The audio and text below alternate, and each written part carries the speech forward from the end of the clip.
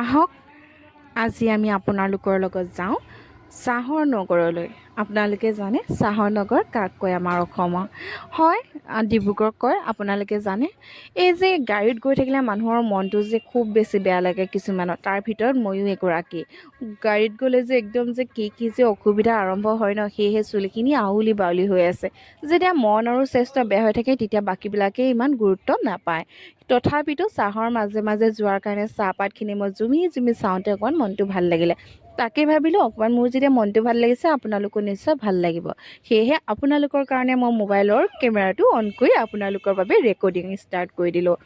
দেখিছেই নহয়, মই চাহৰ বাগানবিলাক দেখাই গৈছোঁ আঁতৰৰ পৰা, যিহেতুকে আমি আঁতৰে গৈছোঁ তথাপিও কাষেদিয়ে গৈছোঁ বাৰু।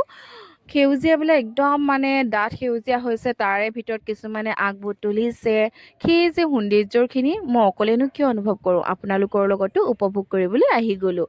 আৰু আপোনালোকক এটা কথা কওঁ হা, যদি পেজটোলৈ নতুনকৈ আহিছে ফ'ল' এটা কৰিবলৈ নাপাহৰিব, আৰু যদি ইউটিউবত চাইছে ছাবস্ক্ৰাইবটো কৰিব, আৰু লগতে ভাল লাগিলে লাইক এটা কৰিব, আৰু যদি লগৰ সমনীয়াৰ লগত ভাগ বতৰা কৰিবলৈ মন যায় শ্বেয়াৰটো কৰিব।